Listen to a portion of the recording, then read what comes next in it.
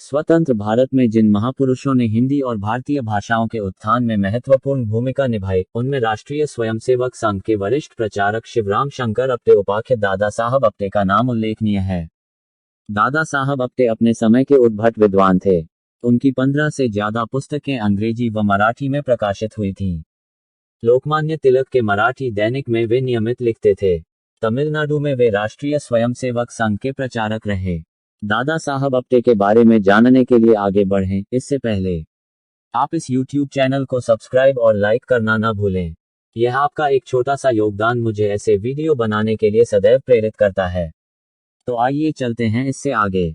दादा साहब अप्टे ने भारतीय भाषाओं की पहली न्यूज एजेंसी हिंदुस्तान समाचार की स्थापना की थी।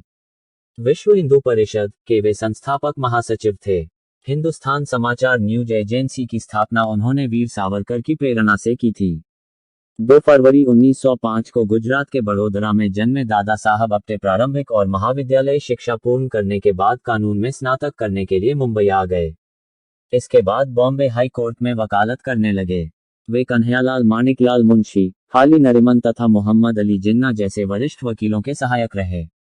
कुछ समय वे एक अंग्रेजी पत्रिका में संपादक भी रहे। 2-2.5 साल वे वीर सावरकर जी के घर पर रहे।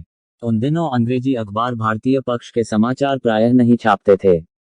वीर सावरकर जी ने उनसे भारतीय मन को समझने वाली समाचार संस्था बनाने को कहा। अतः ये काम सीखने के लिए उन्होंने 2 साल तक रात की पारी में यूपीआई नामक न्यूज एजेंसी में काम किया। दादा साहब बड़े शाही स्वभाव के व्यक्ति थे। सूट, बूट, टाई, हैट तथा सिगार उनके स्थायी साथी थे। न्यायालय के बाद वे शिवाजी पार्क में जाकर बैठते थे। वहां संघ की शाखा लगती थी। आबाजी थत्ते, बापूराव लेले, नारायणराव तर्टे आदि उस शाखा पर आते थे। उनके संपर्क में आकर दादा साहब 1944 में स्वयंसेवक बने और इसके बाद तो उनका जीवन ही बदल गया। देश स्वतंत्र होने के बाद अंग्रेजी समाचार पत्र अब सत्ताधारी कांग्रेस की चमचागिरी करने लगे। ऐसे में दादा साहब ने हिंदी तथा अन्य भारतीय भाषाओं में समाचार संकलन और वितरण करने वाली हिंदुस्तान समाचार नामक न्यूज एजेंसी का निर्माण किया। उन दिनों विश्व में केवल अंग्रेजी के टेलीप्रिंटर ही प्रचलित थे। दादा साहब ने 1954 में हिंदी का दूरमुद्रक विकसित किया। इससे हिंदी पत्रकारिता जगत में क्रांति आ गई। हिंदुस्तान समाचार के संस्थापक के रूप में दुनिया के अनेक देशों ने उन्हें आमंत्रित किया।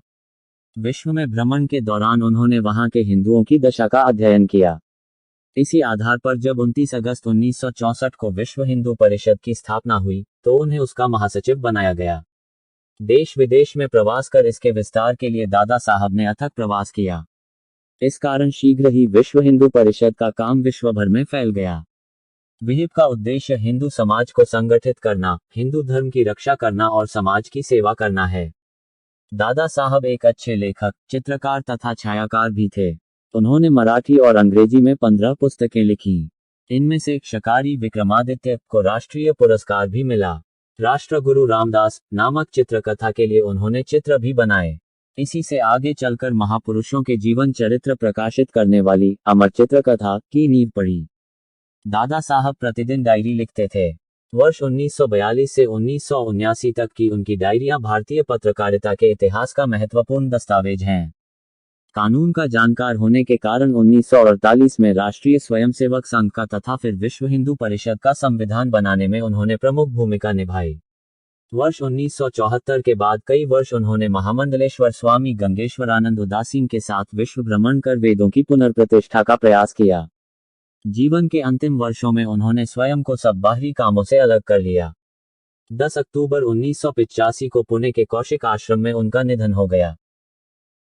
और जहां तक हिंदुस्तान समाचार न्यूज एजेंसी की बात है तो यह देश भर के करीब 250 अखबारों और आकाशवाणी एवं दूरदर्शन को हिंदी, अंग्रेजी, उर्दू, मराठी, गुजराती समेत 12 भाषा में समाचार उपलब्ध कराती है। हिंदुस्तान समाचार न्यूज एजेंसी लेख, फीचर और फोटो सर्विस भी प्रदान करती है।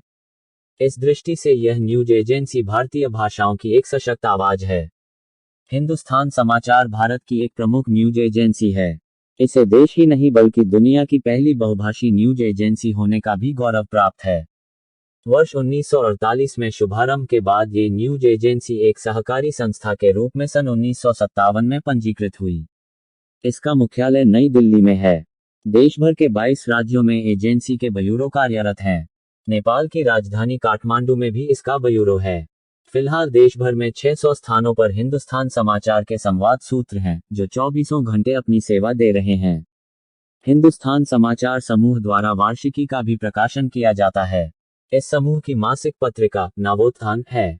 इसके साथ ही हिंदी पाक्षिक युगवार्ता का भी प्रकाशन किया जा रहा है। और आपको ये जानकारी कैसी लगी, इस बारे में कमेंट बॉक्स में कमेंट कर जरूर बताइएगा। और अंत में इस YouTube चैनल को लाइक्स और सब्सक्राइब करना ना भूलें। धन्यवाद।